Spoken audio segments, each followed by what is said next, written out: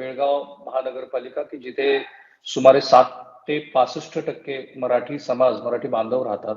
अशा महानगरपालिकेच्या निवडणुकीतल्या यश अपयशाचं म्हणजे महाराष्ट्र एकीकरण समितीला आलेल्या यश अपयशाचं विश्लेषण करतोय. ते जाणीवपूर्वक आपण 24 तासानंतर करतोय, कारण एकतर संपूर्ण सगळी आकडेवारी यायला हवी आणि विश्लेषण करण्याच्या आधी जो एक थोडासा भावनेचा बहर आलेला असतो, तो थोडासा कुठेतरी बाजूला व्हावा, असं आपलं यामागचं कारण होतं. विलाजी, काही दिवसापूर्वी, काही वर्षापूर्वी इनफॅक्ट मी एक असा दीर्घ लेख वाचला होता की ही जी मराठी भाषिक पण कर्नाटक मधली मंडळी आहेत, ती निपाणी मधली असतील किंवा बेळगाव मधली असतील, त्यांना आता वस्तुस्थितीची जाणीव झालेली आहे आणि त्याशिवाय दुसरी पिढी, जी तरुण पिढी आहे, त्यांची कदाचित महाराष्ट्राबरोबरची असलेली जी अटॅचमेंट आहे ती तुलनेनं कमी झालेली आहे. सो महाराष्ट्र एकीकरण समितीला ह्या महानगरपालिका निवडणुकीमध्ये जे अपयश आलं, यामागे हे कारण आहे का की तिथल्या मराठी जनांना सुद्धा वस्तुस्थिती काय आहे त्याचं आकलन झालेलं आहे? तुम्ही म्हणता ते मुद्दा बरोबर आहे.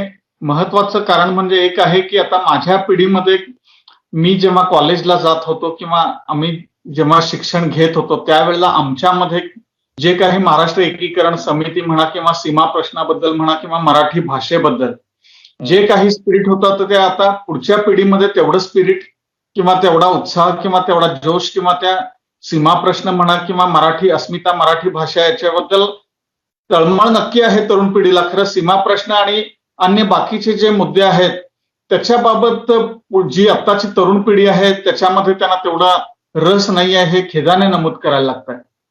आणि मग तेच कारण आहे की ज्या कारणामुळे महाराष्ट्र एकीकरण समितीला या निवडणुकीमध्ये दणदणीत अपयशाचा सामना करावा लागला.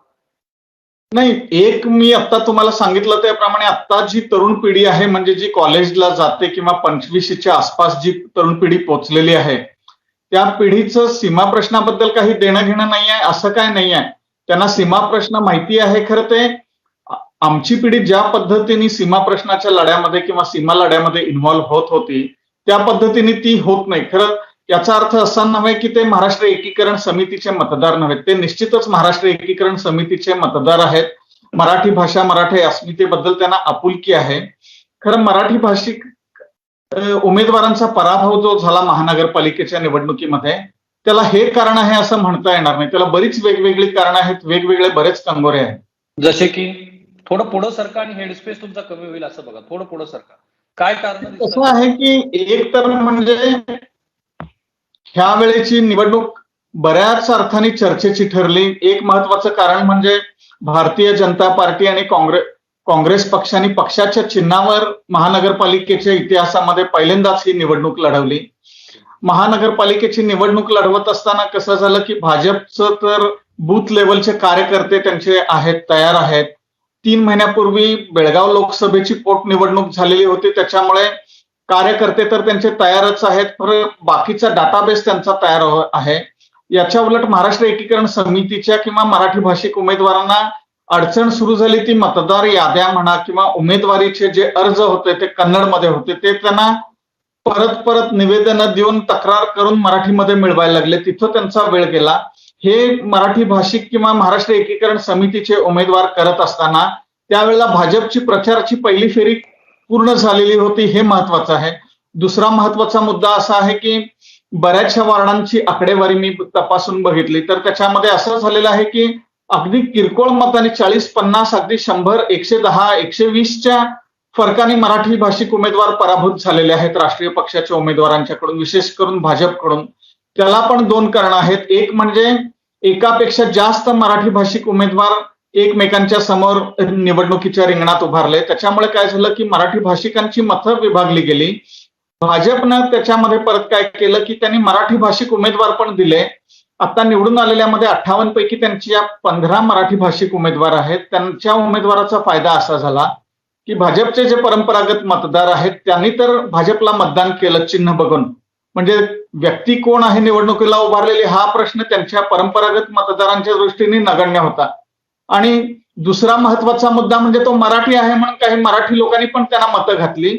आणि इथं कसं झालं की ही मराठी मतं 2 किंवा 3 भागामध्ये विभागली गेली आणि त्याचा फटका समितीने फक्त 22 जागावर आपले उमेदवार लढवले होते. एकूण 58 वार्ड असले तरी. त्याच्यामुळे सगळ्या वॉर्डामध्ये उमेदवार त्यांनी दिले नाहीत, कारण एकापेक्षा जास्त मराठी भाषिक उमेदवारांची संख्या होती. त्याच्यामुळे बरेचसे वॉर्ड त्यांनी ओपन ठेवलेले होते, म्हणजे जो निवडून येईल तो समितीचा उमेदवार, असं त्यामागचं धोरण होतं. पण ह्या सगळ्याला फटका बसला म्हणजे एक म्हणजे चांगले उमेदवार दिले गेले नाहीत, आणि परत जे यापूर्वी ज्यांनी नगरसेवक पद किंवा कुठलं तरी पद महानगरपालिकेत भूषवलंय अशा लोकांना तर जनतेने बाजूला ठेवलेलं आहे. आणि भाजपने काय केलं तर भाजपने हिंदुत्व आणि सबका साथ सबका विकास हे दोन मुद्दे घेऊन भाजप जनतेसमोर गेला. आणखीन त्यांनी बरोबर नियोजनपूर्वक म्हणजे महाराष्ट्र एकीकरण समितीचा पराभव करायचा हे नियोजनपूर्वक अगदी व्यवस्थित चांगलं प्लॅनिंग करून त्यांनी सगळी प्रचार यंत्रणा राबवली, मराठी उमेदवार दिले, जिथं जिथं ज्या पद्धतीने प्रचार करायला पाहिजे त्या पद्धतीने त्यांनी प्रचार केला. आणि त्याच्यामुळे महाराष्ट्र एकीकरण समितीला महानगरपालिकेच्या इतिहासामध्ये पहिल्यांदाच एवढा दारुण पराभवाला सामोरं जावं लागलं. थोडक्यात मराठीपेक्षा हिंदुत्वाचा मुद्दा जास्त तुमच्या बेळगावच्या मराठी जनांना सुद्धा भावला. हा, आता कसं आहे की तरुण पिढी जी आहे ती हिंदुत्वाच्या मुद्द्याकडे आकृष्ट झालेलीच आहे. मग त्याच्यापैकी काही भाजपकडे आहेत, हिंदुत्वाचा मुद्दा शिवसेना देखील धरून उचलत असते. त्याच्यामुळे काही शिवसेनेकडे पण तरुण आहेत. त्याच्यानंतर भाजपकडे मोठ्या प्रमाणावर मराठी तरुण वर्ग गेलेला आहे, हे सत्य आहे. म्हणजे हे सत्य आपल्याला टाळता येणार नाही किंवा हे नाकारता येणार नाही, ही वस्तुस्थिती आहे आणि आपण ही स्वीकारायलाच पाहिजे. ठीक आहे, म्हणूनच मी माझा प्रश्न पुन्हा रिपीट विचारतो की मी ज्याची सुरुवात ह्या मुलाखतीची सुरुवात ज्या पहिल्या प्रश्नापासून केली, आता ही वस्तुस्थिती आहे की एकतर ही जी बेळगावची पोटनिवडणूक झाली त्याच्यामध्ये शुभम शेळके यांना 1,27,000 जरी मतं मिळाली तरी लोकसभेच्या निवडणूक जिंकण्यासाठीची ती मतं पुरेशी नाहीये. दुसरं, आता त्याच्या पाठोपाठ झालेली जी आत्ताची महानगरपालिकेची निवडणूक आहे ती निवडणूक पण इंडिकेट करते की जेवढा प्रभाव पूर्वी महाराष्ट्र एकीकरण समितीचा होता तो राहिलेला नाहीये. आता ते मान्यच करायला लागेल. थोडक्यात काय तर जो मराठीचा मुद्दा होता तो आत्ताच्या पिढीला, जो तुम्ही सुरुवातीपासून सांगितला, तितका अपील करत नाहीये. सो या लार्जर कॉन्टेक्स्ट मध्ये हा जो मुद्दा आहे, जो अनेक वर्ष तुमच्या बेळगाववासियांच्या मनातला आहे, जो महाराष्ट्राचं पूर्ण सहानुभूती तुमच्या बाजूने आहे, त्याची किती हानी झाली या निवडणुकीच्या निकालानंतर? नाही, ह्या निवडणुकीमध्ये जो काय पराभव झालेला आहे त्याचं फक्त एकच कारण नाही, असं मी मगाशीच बोललेलं आहे. आणि शुभम शेळकेंना जी मागच्या म्हणजे नुकत्याच 3 महिन्यापूर्वी झालेल्या लोकसभेच्या पोटनिवडणुकीमध्ये मतं जी मिळाली त्यावेळेची एक गोष्ट आपण लक्षात घ्यायला पाहिजे की समितीमध्ये 2 गट आहेत. हे आज बेळगाव सीमा भागातल्या लोकांना पण माहिती आहे आणि महाराष्ट्रातल्या सर्वपक्षीय नेते मंडळींना पण माहिती आहे.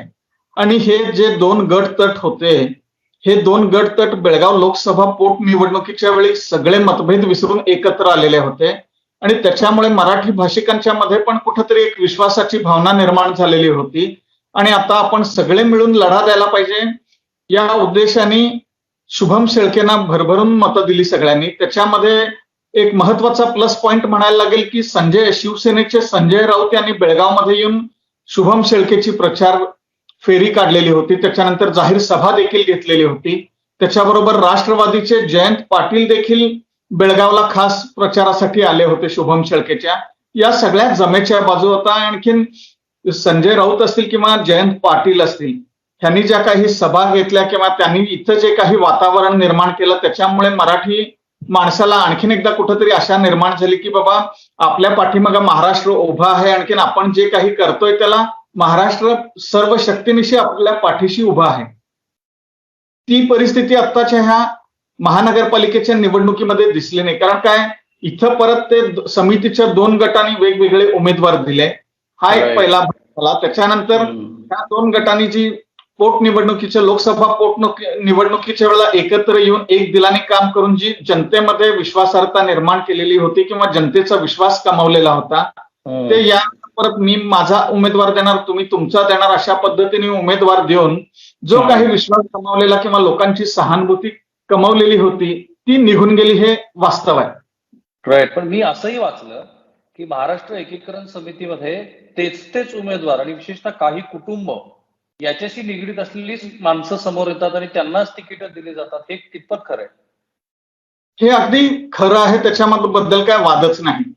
महत्वाचं म्हणजे कसं आहे की यावेळेला बऱ्याच यावेळेला बऱ्याच माजी महापौराने आणि उपमहापौरांनी आपणहून या निवडणुकीमध्ये भाग घेणार नाही म्हणून सांगितलं. आणखीन जे काही असेल ते आपण महाराष्ट्र एकीकरण समितीच्या प्रचारामध्ये सहभागी होऊ. खरं काही जणांनी महापौर पद भोगलेलं आहे किंवा भूषवलेलं आहे, त्या लोकांनी आपण उमेदवारी न लढवता आपल्याच कुटुंबातील दुसऱ्या व्यक्तीला परत पुन्हा तिथं निवडून आणायच्यासाठी निवडणुकीला उभं केलं आणि तिथं त्यांचा पराभव झाला.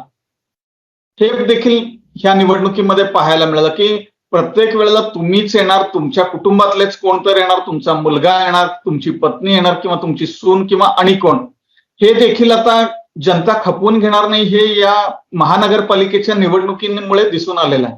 ठीक आहे विलासजी, मी तुम्हाला काही उदाहरणं विचारली होती की ज्यांची घराणेशाही महाराष्ट्र एकीकरण समितीमध्ये आहे किंवा अशी डॉमिनंट फॅक्टर आहेत की जे स्वतःच माझंच खरं असं असं असा ऍटिट्यूड घेऊन वागतायत. तुमचा हेडस्पेस पुन्हा थोडा कमी आता मला लगेच लक्षात येते नाव, ते मी तुम्हाला सांगतो की किरण सायनाक यांनी महापौर पद भूषवलेलं होतं बेळगावचं. हेडस्पेस थोडा वाढलाय, तो थोडा कमी करा. पुन्हा त्या प्रश्नाचं उत्तर तुम्ही द्या. किरण सायनाक यांनी बेळगावचं महापौर पद भूषवलेलं होतं. आणखीन त्याच्यानंतर ते 2 वेळा नगरसेवक पण राहिलेले होते. यावेळेला त्यांनी त्यांच्या प्रभागामधून आपल्या पत्नीला उमेदवारी दिलेली होती, डॉक्टर जयशीला सायनाक यांना. खरं त्यांचा या निवडणुकीमध्ये पराभव झाला आणि तिथं भाजपच्या महिला उमेदवार विजयी झाल्या. ठीक आहे, थोडक्यात मराठी माणसाचा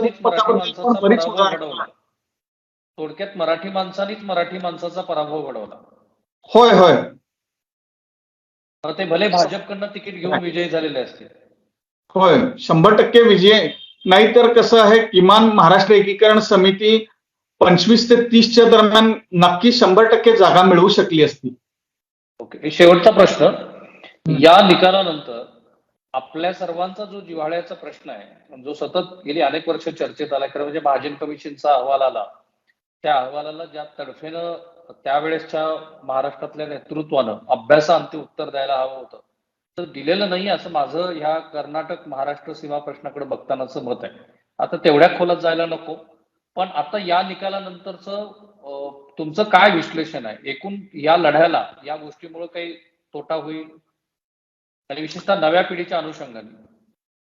नाही, कसं आहे की इथे एक उदाहरण लक्षात घ्यायला पाहिजे की काही वेळेला कसं होतंय की पराभव ज्या वेळेला होतोय किंवा आपली पिछेहाट ज्या वेळेला होते, त्यावेळेला म्हणजे ज्यांना पुढं काय होणार किंवा पुढं आपण काय करायला पाहिजे याची जाणीव जर त्या नेतृत्वाला जर असेल, तर ते नेतृत्व चांगल्या पद्धतीने जनतेशी संपर्क साधून जनतेमध्ये विश्वास निर्माण करून आपण जे काही झालं गेलं ते विसरून जाऊया. आणखीन आपण पुन्हा एक दिलाने जो काही आपल्या सगळ्यांच्या जिव्हाळ्याचा सीमा प्रश्न आहे, तो आता सर्वोच्च न्यायालयामध्ये 2004 पासून प्रलंबित आहे आणि तो सीमा प्रश्न आपण लवकरात लवकर सोडवून घ्यावा. आणि कसं आहे की आता हा जो पराभव झालेला आहे तो नक्कीच 100% मराठी माणसाच्या जिव्हारी लागलेला आहे. त्याच्यामुळे तरुण पिढीच्या देखील म्हणजे सोशल मीडियावर मी बघितलं की तिथं सोशल मीडियावर तरुणांच्याकडून पण चांगल्या तीव्र प्रतिक्रिया उमटलेल्या आहेत. ते वैयक्तिक उमेदवार होते, त्यांचा अगदी 30-40 मतांनी पराभव झालाय, अशा उमेदवारांनी देखील सोशल मीडियावर पोस्ट टाकलेली होती की माझा पराभव झाला, मला त्याला अजिबात दुःख नाही, खरं समितीचा पराभव जो झाला त्याची सल मात्र मला नक्कीच आहे.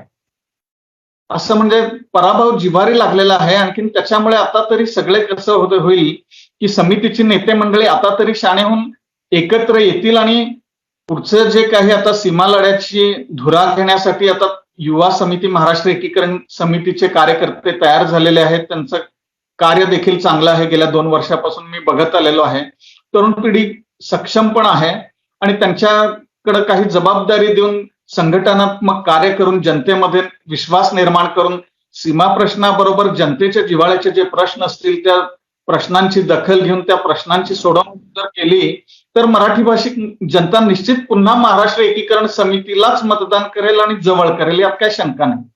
ठीक आहे, आपण थांबूया इथे. मला तुमचा हा आशावाद चांगला वाटतो, कारण ती भावना माणसाच्या मनात कायम असायला हवी, विशेषतः ज्यांना महाराष्ट्रात यावंसं वाटतं. पण जाता जाता एक मुद्दा जो या निवडणुकीमध्ये भारतीय जनता पार्टीने दाखवून दिला तो असा की हिंदुत्व हेच मराठी भावनेपेक्षा जर अधिक मोठं असेल, ते लार्जर कॉन्टेक्स्ट मध्ये लोकांना अपील करणारं असेल, आणि आत्ता तिथे जन्मलेली वयाच्या 35शी 40शी 45शीत असलेली जी मराठी जनाची पिढी आहे, त्यांना ह्या एकूण प्रश्नाविषयी किती आत्मीयता वाटते आणि त्या आत्मीयतेचं रिफ्लेक्शन पुढं काय दिसतं त्याच्यावरती आपला हा जो लढा आहे, जो सर्वोच्च न्यायालयामध्ये आता सुरू आहे, त्या लढ्याकडं त्यात येणाऱ्या त्या यश अपयशाकडे आपण बघायला हवं. पण तुर्तास्थळी माझ्या मते हा एक इंडिकेटिव्ह आणि महाराष्ट्र एकीकरण समितीला स्वतःला आत्मपरीक्षण करणाऱ्याला लावणारा हा निकाल. Thank you so much Vilasji.